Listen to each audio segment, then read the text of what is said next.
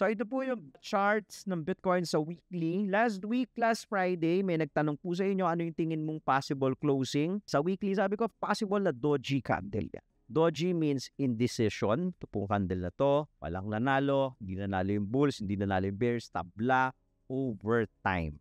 So ngayong week po na po to is a game on week based dito sa chart. Based dun sa news din natin, game on din. Based on these charts, there's a possibility on a weekly where we are going to trade above the high last week, which was 85,370. There's a possibility na i-revisit yan or trade above that. How high? I don't know.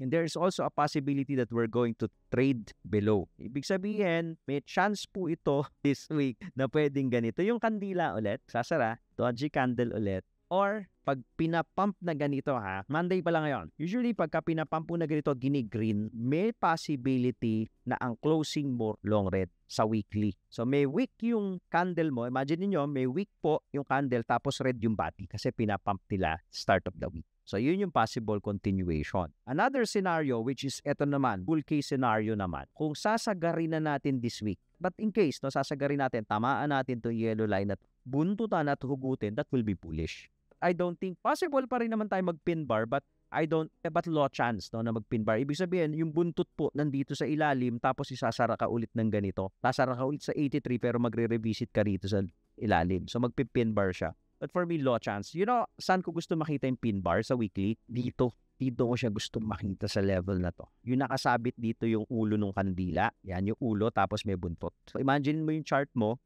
pababang ganyan, dumaus-dos, tapos nandito nagsara yung ulo sa loob. That's bullish. Kasi ni-retest na natin itong SR flip area, satisfied na to, tapos nag-pin bar ka on a weekly. Lapit ka dito sa trend line which is na kailangan mong i-break. So there's a possibility na i-break. Of course, may mga resistances along the way, but there's a high probability na basagin mo itong trend line na to. Kung ganun yung magiging tsura ng candle. I don't know if this week yan or next or in the coming weeks, ilang weeks pa. I don't know. Right, so watch out for that. For the meantime, ito pong impossible, the likelihood na long red to this week, medyo mas mataas yung chance for me